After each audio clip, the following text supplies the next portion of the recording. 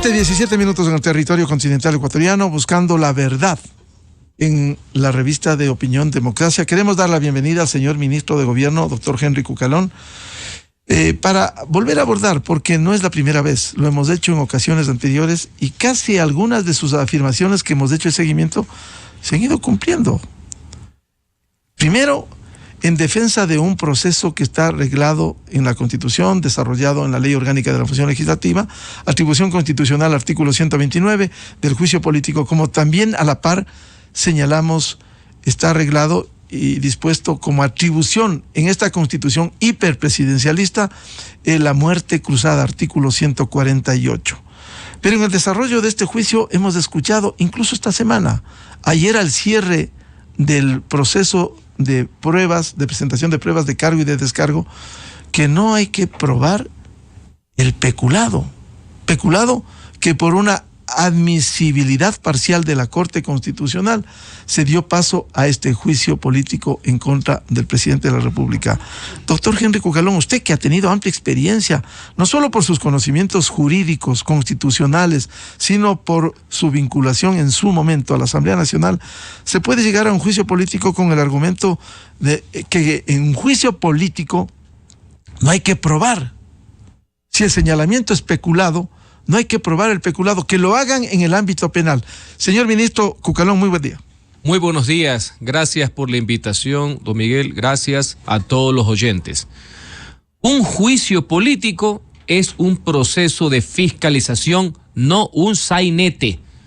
Y eso es lo que lastimosamente se ha convertido, lo que debe decir una herramienta que tiene el Parlamento para controlar las acciones del Poder Ejecutivo y demostrar si ha violentado la ley o la Constitución, o inclusive estar incurso en el cometimiento de delitos, que es lo que señala el artículo 129 de la Carta Magna, a lo que es este relajo que tiene uno de sus últimos capítulos en estos días, pero que todos sabemos que comenzó desde principios de año, en el caso inédito de querer enjuiciar a un presidente de la República y no saber de qué diablos acusarlo.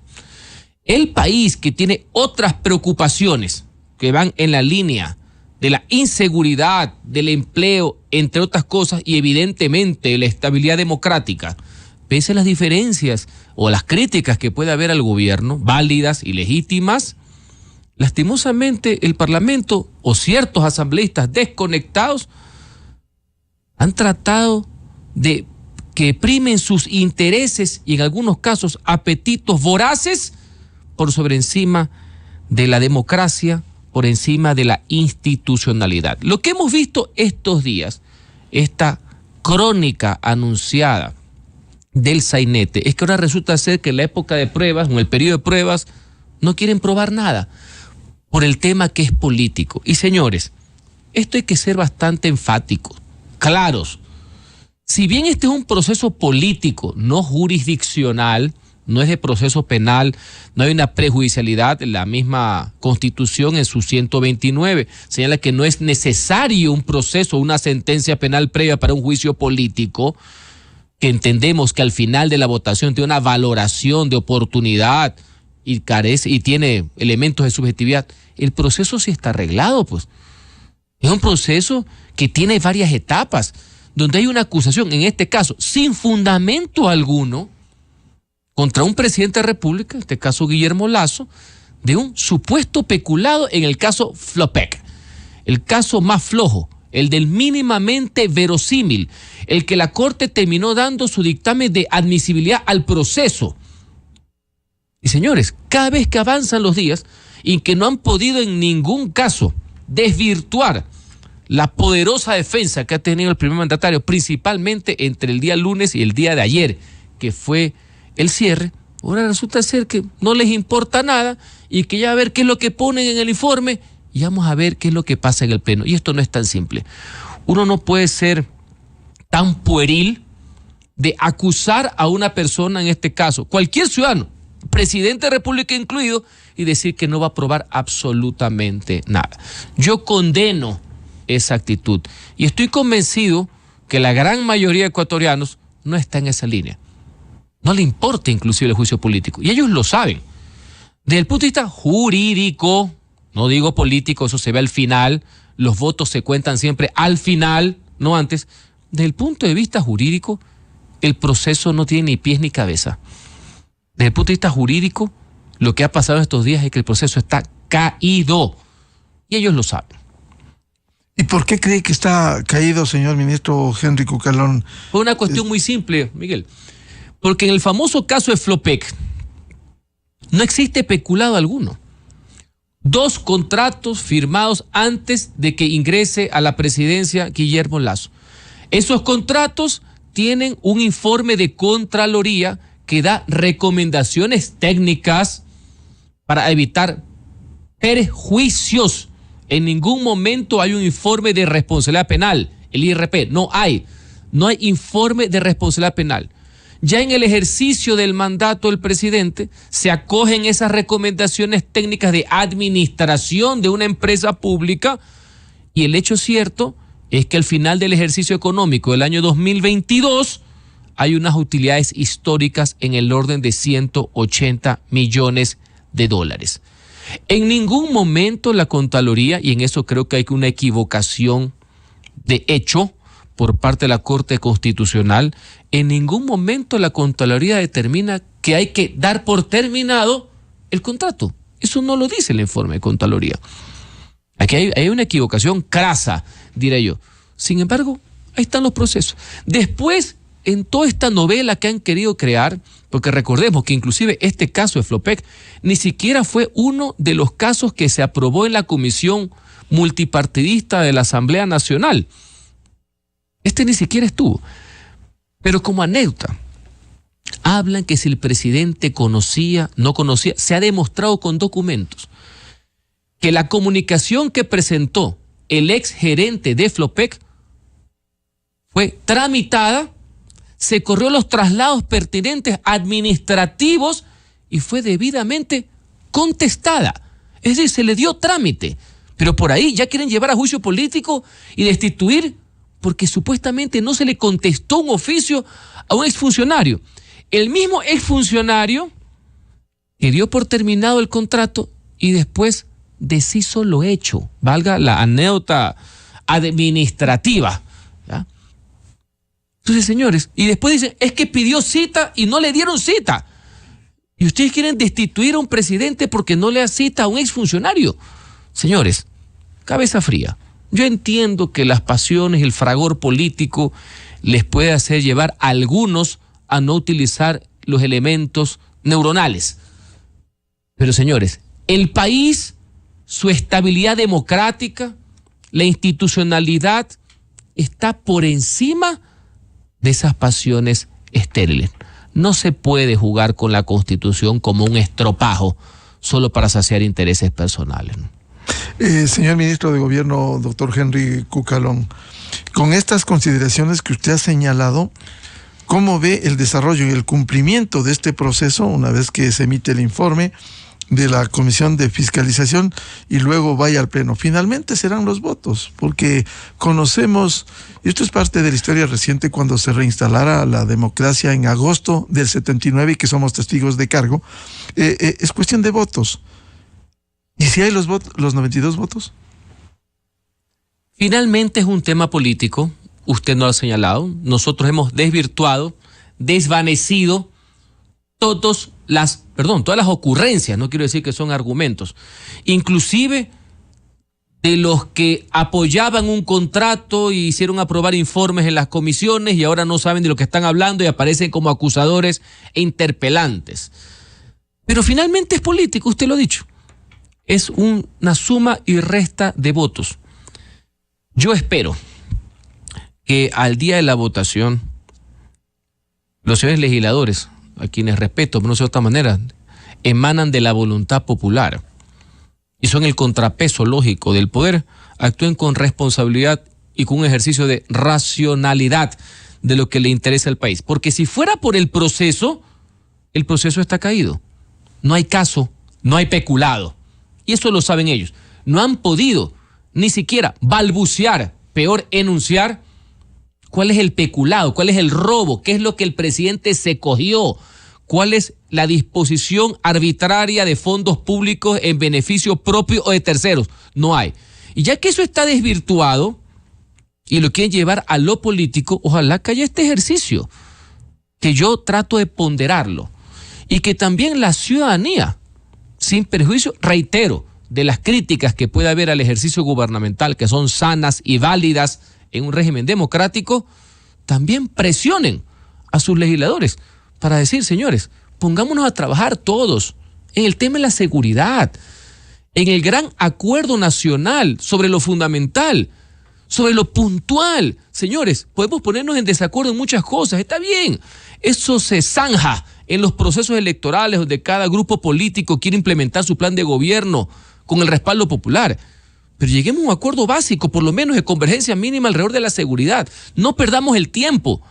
Adelantemos y veamos el día después del juicio, lo que le interesa a los ciudadanos. Yo espero ese ejercicio. Yo no me voy a adelantar por la práctica legislativa que tuve de 8 años consecutivos. Los votos se cuentan después. Los votos no se cuentan antes. Este es un diálogo en la revista de Opinión Democracia con el señor ministro de Gobierno, doctor Henry Cucalón. Usted ha dicho que hay que actuar con cabeza fría, efectivamente, pero hay amenazas de acciones calientes. El propio presidente de la CONAIE hizo un pronunciamiento esta semana respecto del juicio político y las acciones que pudieran llevarse a las calles. Por favor. Nosotros vamos a ir hasta las últimas consecuencias que no provoque un proceso de estallido social. Queremos que eso evite. Pero si esto genera más caos desde el mismo presidente de la República, no nos responsabilizamos lo que pueda proferir, lo que pueda ocurrir en este caso en las diferentes organizaciones en el país. Cuidado, no querer satanizar únicamente solo a un presidente, al presidente Issa. No, señores, hay un sentimiento popular, hay una conducta colectiva por la cual necesitamos que esto sea valorado. Las Fuerzas Armadas, la Policía Nacional, no creo que pueden seguir defendiendo a punta de bala, a bombas lacrimógenas, a un gobierno, a un desgobierno que prácticamente no ha sabido responder a los ecuatorianos. Señor ministro, y algunas palabras para que lo comente. Habla no llegar a un estallido social. Cuando él en su testimonio, en su libro, habla del estallido, que no cree en la democracia. Cuando dice que irán hasta las últimas consecuencias, ¿cuáles serán las últimas consecuencias? Cuando el país quiere paz, acuerdos. No nos responsabilizamos, dice, y finalmente advierte a la fuerza pública, Fuerzas Armadas y Policía, que no defiendan el orden constituido. ¿Qué es lo que se quiere en el país, ministro? Otra vez escuchamos las expresiones de una persona profundamente antidemocrática. Una persona que es un autócrata. Una persona que su palabra favorita es el estallido. Y le escribe, ese es su texto, donde nos propone el comunismo indoamericano o la barbarie. O sea, esas son las dos alternativas, profundamente democráticas, me imagino. Él tiene una visión bastante sesgada, sectaria de las cosas.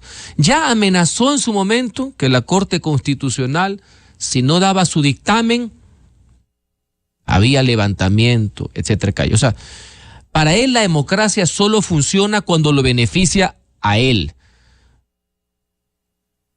A diferencia del gobierno, de que pese a que ese dictamen no favoreció los intereses, lo respetamos. Eso es vivir en un Estado de Derecho.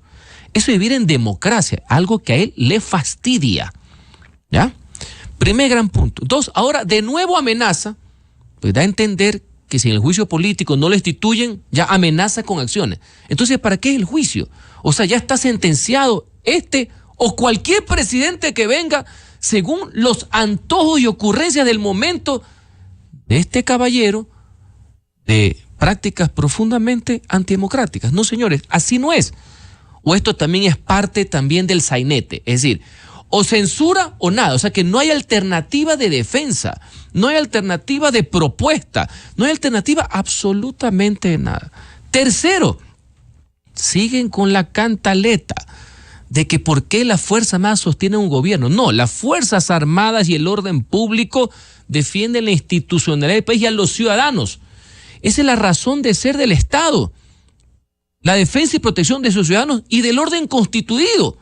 Si no estuviéramos en el caos absoluto, pues, estuviéramos en una figura anterior al Estado. Y eso no es dable.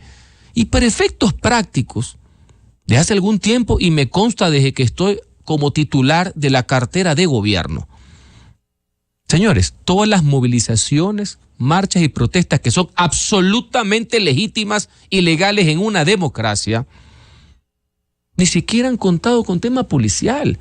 El señor habla de defender a bala y bomba. Yo no sé qué novela de ciencia ficción es que he estado viendo. Señores, eso no es lo que le interesa al país. Esa visión reaccionaria, esa visión sectaria, no es lo que el país necesita en los actuales momentos, donde en vez de tratar de crear esta animadversión entre ecuatorianos, lo que tenemos que es aunar esfuerzos en una unidad de propósitos contra el crimen organizado y el narcotráfico. Ya quisiera yo que esa vehemencia y palabrería que utiliza, quisiera escuchar la palabra, luchar contra el crimen organizado y contra el narcotráfico, y condenar no que la policía resguarde el orden público, ya quisiera que condenen los actos terroristas. ¿O usted ha escuchado alguna manifestación al respecto de la condena de los actos terroristas que hicieron que asesinen a mansalva, al azar, a 9 humildes pescadores en el puerto de Esmeraldas? No, lo que quieren causar es caos, anarquía y división permanente entre los ecuatorianos, pero no condenan a los que están al margen de la ley, a los que quieren aterrorizar a los ciudadanos, a los que quieren tener secuestrado al Estado ecuatoriano.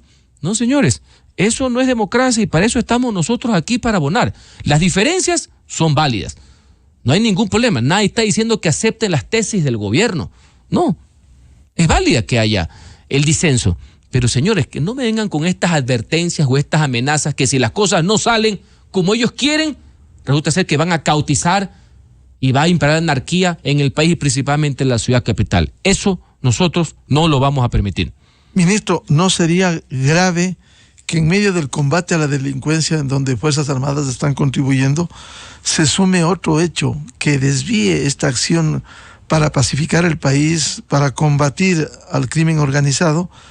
Se tenga que ver otro escenario que no quisiera la gran mayoría de ecuatorianos, como es un levantamiento o acciones que alteren el orden público. El pueblo ecuatoriano, en este caso el pueblo capitalino, no va a permitir eso. ¿Qué tipo de burla es esto?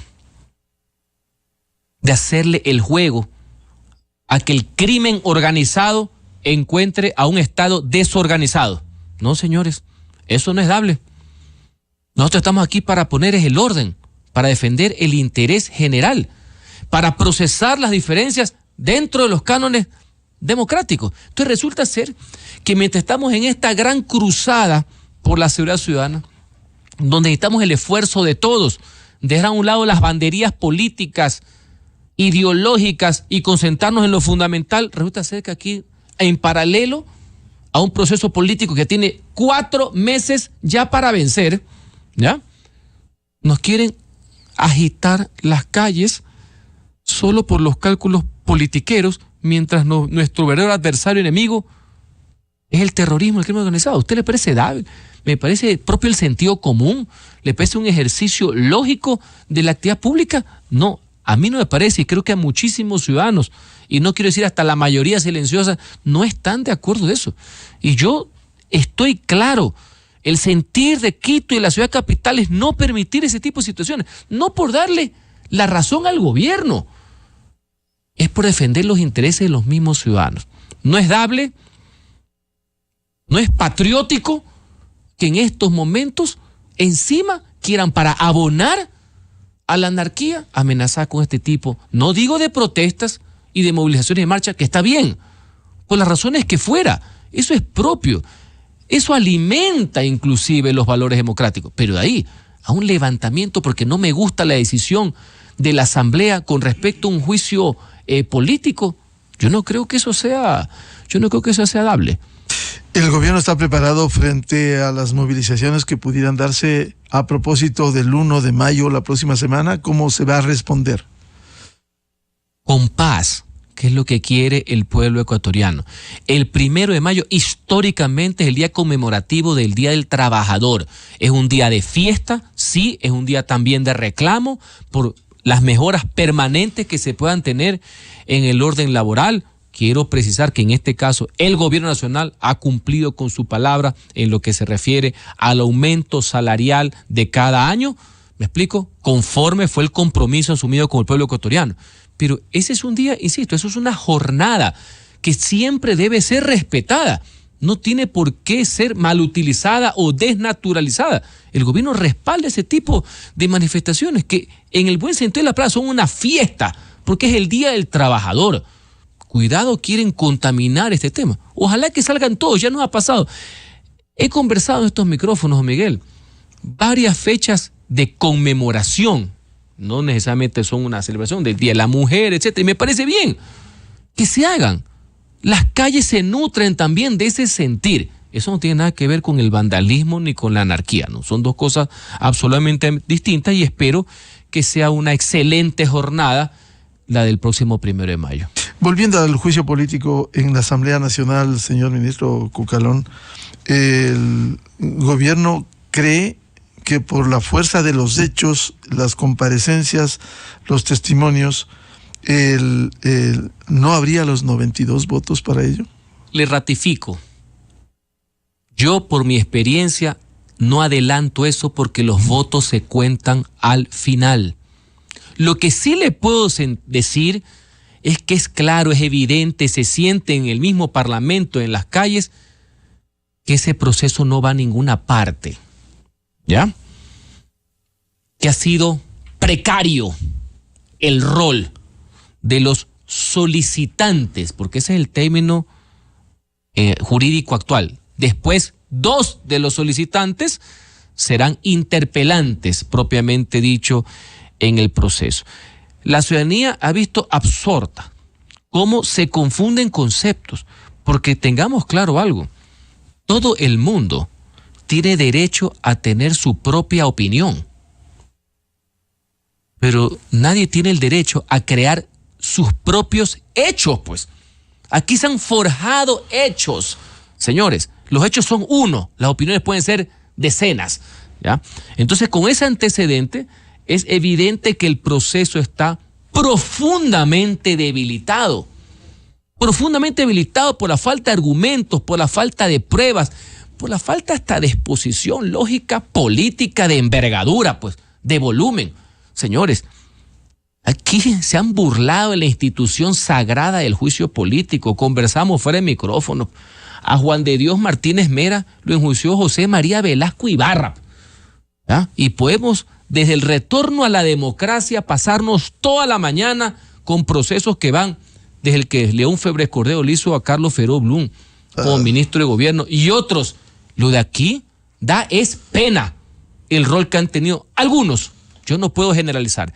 Con esos elementos, lo que le puedo decir es que hay mayor fuerza y convicción para que el primer mandatario se defienda en el orden jurídico. Políticamente, eso tendrá otras valoraciones, como usted mismo ha señalado, es el mundo de los votos, y también desde el lado del presidente, su actuación política para demostrar su inocencia y poder ganar el proceso. Ante las inquietudes jurídicas hay respuestas jurídicas y ante situaciones políticas hay respuestas también de carácter políticas. Ministro Cucalón, usted ha citado un hecho que somos testigos de cargo hace más de 40 años. ¿Qué diferencia con políticos de fuste y de diversos sectores, de izquierda, de derecha, de centro? Por cierto, hoy, hay excepciones, escasas excepciones. Hace 40 años, cuando llegaron a la legislatura, donde daban cátedra de cultura, de conocimientos muy ilustrados, respetados, que convencían con sus discursos a propios y extraños. Precisamente el juicio que usted señalaba, en donde fue contundente Lapidario, quien llegó a la presidencia de la República, y que actuó en ese sentido, convenciendo con el juicio político. Ahora eso ya no sirve. Y con una anécdota. Era un estricto proceso político, porque jamás se dudó, y yo jamás pondré en duda la honestidad de un señor como fue Carlos Ferro-Blunt. Pero un proceso político se demostró su responsabilidad, que es distinta a la de los presidentes, ¿eh? Que esa es parte de la gran confusión que tienen algunas personas. Y algunos que no están confundidos lo hacen porque deliberadamente les ordenan que lo hagan. Para usted enjuiciar a un ministro de Estado, artículo 131, solo cabe que endilgue el incumplimiento de funciones, que es algo genérico. Y se lo digo yo, que hice varios procesos al respecto y los gané, valga la aclaración, cuando fui legislador de la República. El caso del presidente es distinto. El caso del presidente hay tipos de acusación: delitos contra la seguridad del Estado, delitos contra la administración pública, es decir, peculado, cohecho, concusión, enriquecimiento ilícito, y delitos de genocidio. Usted tiene que configurar la acusación, y no han podido demostrar que el presidente de la República haya cometido peculado, que se haya robado algo. No han podido, ni con todas las gesticulaciones del mundo en este proceso lo han podido hacer, más allá que se han enredado en sus propias pasiones. Porque recordemos que este caso no fue el original. La Corte desvirtuó, desechó 2, y ni siquiera tomaron los que era del famoso caso de la comisión esta llamado El Encuentro, porque al presidente lo han querido acusar de todo, con una irresponsabilidad pocas veces visto. Y no han podido ni siquiera poder aterrizarlo. Entonces, eso es lo que queda, y sobre eso vamos a luchar. Pero lo importante, lo que quiero que quede como una idea fuerza. Señores, hay otros problemas en el país. No reniego la facultad de fiscalización. Está bien que el Parlamento haga contrapeso del poder. Señores, nosotros como ministros vamos todas las semanas a la Asamblea Nacional, donde nos requieren de todo. Y eso está bien. Nadie se puede quejar. Nadie está por encima de la ley. Ni siquiera un presidente de la República. Así que jamás me quejaré de que quieran fiscalizarlo, que quieran controlar al poder. Pero señores, esta burla que tiene sometido al pueblo ecuatoriano, ya al 4º mes vencido. Con esta cantaleta llevamos desde enero. Y esto puede llevar hasta la segunda semana, inclusive de mayo. ¿Cómo esto afecta a la estabilidad del país, al tema económico, a la imagen internacional? Esto no es lógico. Debemos trabajar, diferencias incluidas, en grandes temas del país. Y uno de esos, donde ayer se dio un claro mensaje contra el crimen organizado y el narcotráfico, es el tema de la seguridad. Y adelanto, el día de hoy se reúne el Consejo de Seguridad Pública, donde están representantes de todas las funciones del Estado. Esto no es algo solamente gubernamental, o sea, no solamente depende del gobierno, porque estamos comprometidos y queremos luchar, queremos enmendar, queremos mejorar y enfocarnos en la seguridad. Eso es lo que pide el pueblo ecuatoriano. Vamos a hablar de eso también, porque es importante esta reunión del COSEPE, esta tarde como ha convocado el presidente de la República. Pero a propósito de estos contrastes, cuando usted se refería a lo que hiciera el líder del Partido Social Cristiano en su época, pero también esos contrastes entre lo que hoy existe con una de las interpelantes con nombre y apellido, Mireya Pazmiño, en donde resulta que ella está señalada por informes previos que daban cuenta de que eso no había ocurrido, ese presunto peculado, por un lado. Y por otro, los actores de hoy, si se compara con el pasado de hace 40 años, actores de hoy, yo quisiera citar, revisaba los archivos, si me permite, ministro, hace casi 20 años, noviembre de 2014, registran los principales diarios del país, entre ellos Diario El Universo, como el otrora líder del Partido Social Cristiano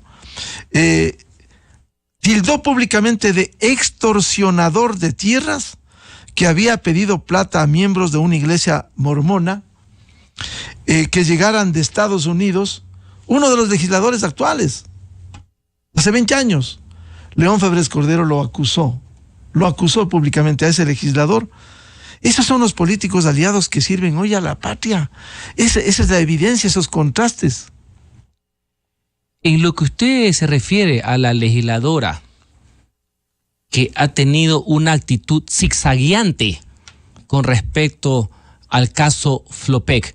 Yo que sigo las noticias hace tiempo y antes de ser ministro, me acuerdo todos los informes y todas las denuncias que en su momento presentó el legislador Fernando Villavicencio, que ahora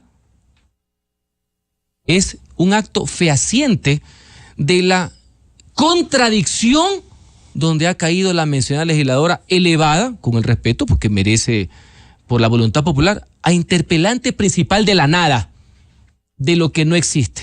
Y por eso usted ve que permanentemente recomiendo que sigan las crónicas del señor Roberto Aguilar en el Diario Expreso todos los días. Prácticamente esa es la prueba mayor de defensa del presidente, es justamente las actuaciones de la referida legisladora, que ahora inclusive hay serias preocupaciones de quién mismo redactó esos informes en la Comisión de lo Económico, ¿no? Ojalá que eso se investigue porque pudieran existir protervos intereses al respecto.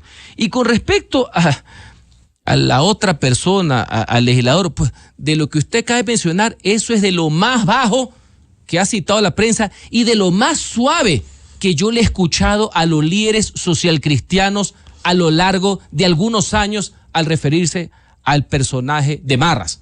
¿Me explico? Y si uno recoge las intervenciones, se acordarán de estas acusaciones y no acusaciones en los juicios políticos al ministro de Energía, allá por el año 1995, con el famoso caso Hiperoil, y también de esas actuaciones que se tuvieron en diciembre del año 2004, en los momentos de la votación de la Pichicorte. Y valga la aclaración, habrá que ver cuál es la actuación que ha tenido la Procuraduría General del Estado y otras instituciones para ver cómo el pueblo ecuatoriano recupera lo que ha gastado por la indemnización de la sentencia Quintana Cuello por la irresponsabilidad que cometieron los legisladores de la época. Así que pasaríamos, don Miguel, toda la mañana citando las anécdotas, frases, acusaciones y epítetos de los mismos miembros del partido en mención contra algunos de sus ex legisladores que han entrado y han regresado, se han ido y han regresado en varias oportunidades. Por eso a veces me causa hasta risa cómo algunos quieren dar clases de moral pública. Esa pues ya es la desfachatez y la audacia sin límites que piensen que tienen patente de corso para que decir lo que les venga en gana. Pero yo creo que el pueblo ecuatoriano tiene claramente ubicado a cada persona. Por eso me refería, y para pasar a este tema, a un legislador actual que el líder de ese partido que llegó a la presidencia de la República lo tildó hace 19 años de ser un extorsionador, a su coideario que estuvo en el partido, extorsionador de tierras, que había pedido plata a miembros de una iglesia mormona que llegaran a Estados Unidos. Hay que revisar la historia reciente política del país. Pero usted se refería y recomendaba a las lecturas de un reconocido analista como es Roberto Aguilar. Hoy en Diario Expreso dice: la interpelante Viviana Veloz incumple el dictamen de la Corte Constitucional. En su alegato final, la acusadora principal se sirvió de hechos ajenos al caso de peculado. ¿Es permisible esto, ministro? No debería ser, porque resulta ser que toman el dictamen de la Corte una vez más al estilo del autócrata que nos referimos, donde les conviene, y se salen del marco. Por eso hay un proceso de seguimiento. Señores, soy enfático y repetitivo. La valoración política y subjetiva viene con el voto, pero no es que pueden hacer lo que les venga en gana mientras se sustenta el proceso político como tal. Uno tiene que confinarse a esa acusación. Pero insisto, si siguen con esa vía de querer hacerlo por cualquier cosa, también en la defensa también van a tener una respuesta, ya no a las ocurrencias que pongan tratando de suplantar los argumentos, sino una respuesta política integral. Señor ministro, vamos a concluir un par de inquietudes más. ¿Está garantizado las marchas, las acciones? Absolutamente. 1 de mayo. Como en estos micrófonos, desde que soy ministro de Gobierno, la administración pública ha garantizado todo tipo de manifestación, todo tipo de marchas porque eso le hace bien inclusive a la democracia. Hay garantía absoluta y así debe ser. No hay de qué preocuparse. Y la justicia, señor ministro, ¿cómo lograr, hoy que habrá reunión del Consejo de Seguridad Pública del Estado, la Fiscalía ha sido crítica de un proceso de designar fiscales provinciales con la actual administración del Consejo de la Judicatura, el órgano administrativo y disciplinario?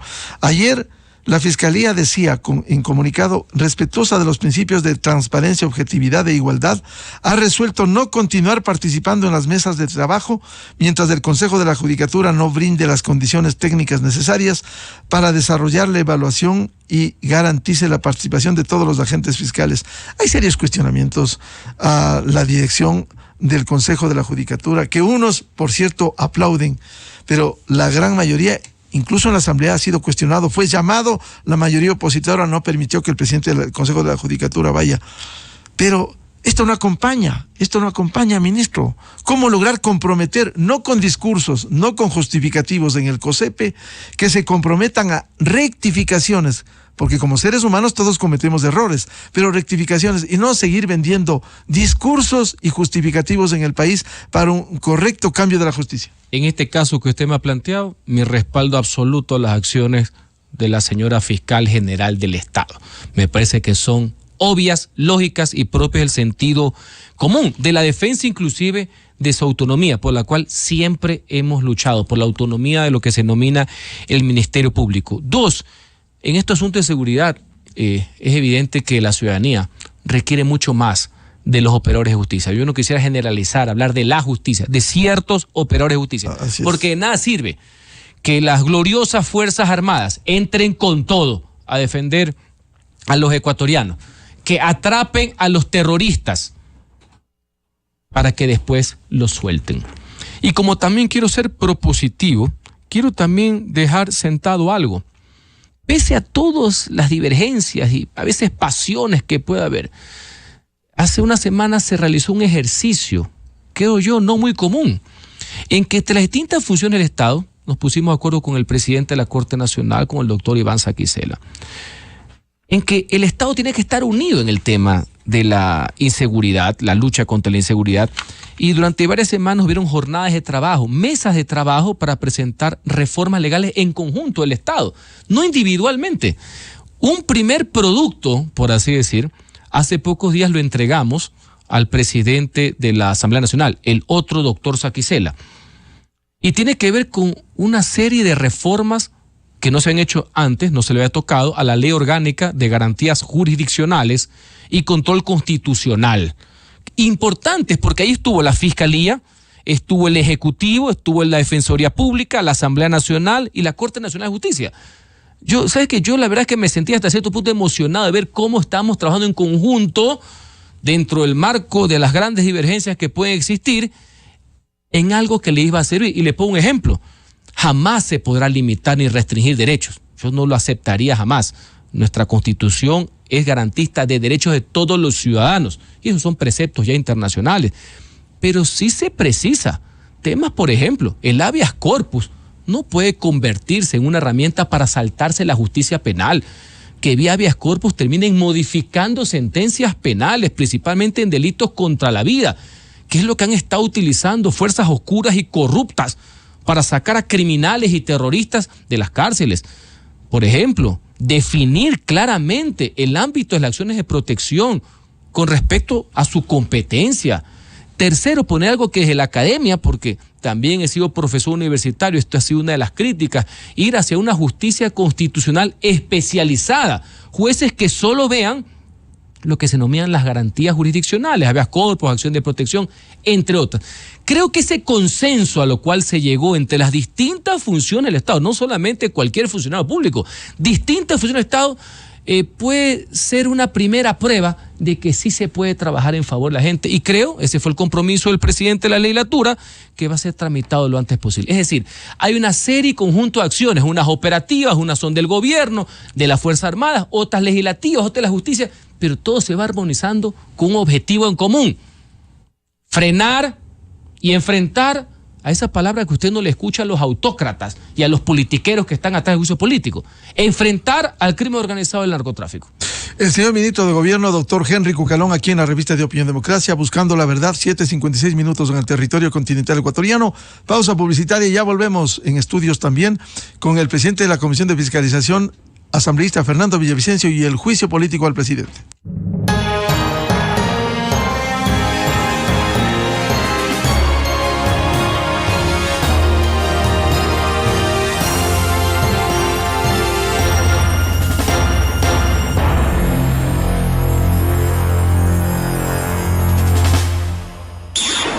Miguel Rivadeneira en la revista de Opinión